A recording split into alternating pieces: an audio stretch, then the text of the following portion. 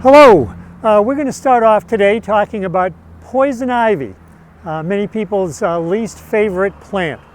Scientific name is Toxicodendron radicans, and it's well named. Toxicodendron means the poison tree. Interestingly, poison ivy was originally in the genus Rhus, R-H-U-S, with the sumacs.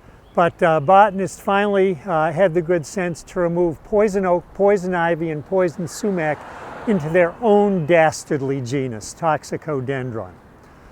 Poison ivy I call the trickster because it can be difficult to identify. It's a very, very variable plant in many ways. It shows us different looks in terms of its habit or growth form.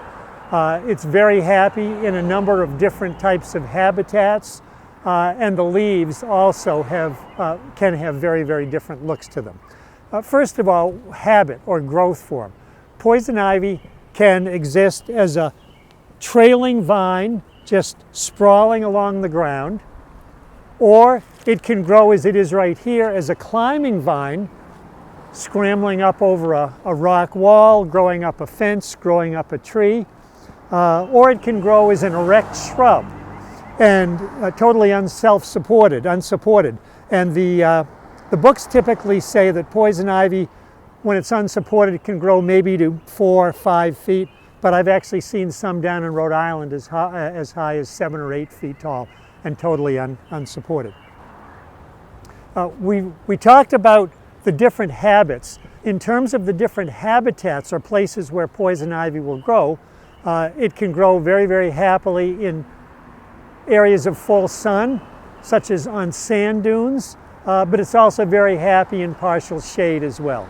So sun to at least partial shade. In terms of moisture, it can grow very happily on the edges of wetlands, very, very moist areas, but it's also happy in dry upland areas as well. So again, we'll see it thrive in a variety of different habitats. In addition, the leaves can be very different as well. There are always 3 leaves, but sometimes the margins of the leaves will be smooth, sometimes they may be wavy edged, and sometimes they'll have 3, 4, 5 very distinctive teeth on them, these little projections coming off of them. So very, very different looks depending on the individual plant. When I was growing up, my parents always told me you can recognize poison ivy because it has 3 shiny green leaves. Well, they got the 3 right. We can come right over here.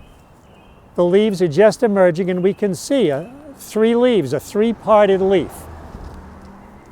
However, obviously these aren't green. When the poison ivy leaves first emerge in the spring, they're red.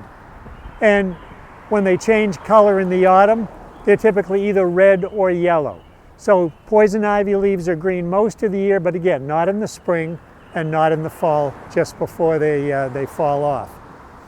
In addition, the leaves can definitely be shiny, but the finish can be dull as well. So that's another variable characteristic, shiny leaves or dull. And that's why I like to say that poison ivy is the trickster. Again, we've got variable habits or growth forms, variable habitats, and variable leaf shapes. We may not care too much for poison ivy, but the birds certainly do. Over 60 different species of birds will chow down on the fruits, which are little sort of whitish, milky white fruits that are about the size of BBs. Very, very popular among the birds.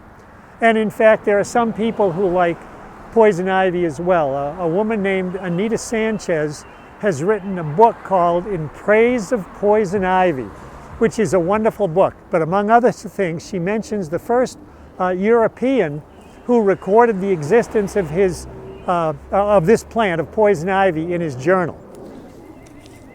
That individual was John Smith. And John Smith, when he was in Jamestown, Virginia, between April of 1607 and October of 1609, mentions poison ivy twice. And here's what he has to say about it. Quote, "Being touched, the poisoned weed causeth redness, itching, and lastly blisters," unquote. But he then went on to say that the effects of poison ivy, quote, "after a while pass away of themselves without further harm, unquote. So poison ivy, a good way to remember to recognize it when the leaves are out is at leaves of 3, let it be. What do we do in the winter? Because it's just as toxic during the winter as it is during the growing season. Well, if it's growing as a climbing vine, as it is right here, it has lots of aerial roots that it uses to hold on to its host. So what I say is, hairy rope, don't be a dope. Typically, the larger the vine, the hairier it is.